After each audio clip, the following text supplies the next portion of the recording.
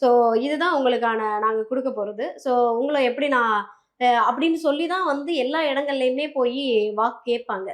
So election start பண்ணிட்டாலே வந்து அவங்க தேர்தல் வாக்குறுதிய முன்னிலைப்படுத்தி தான் வந்து எலக்ஷன சந்திப்பாங்க.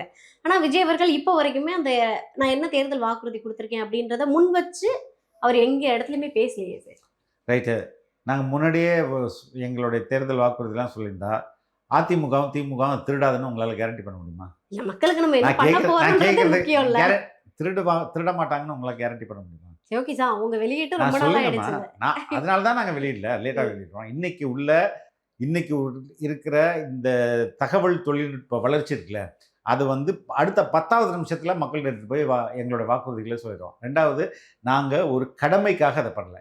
எனக்கு தெரியும்.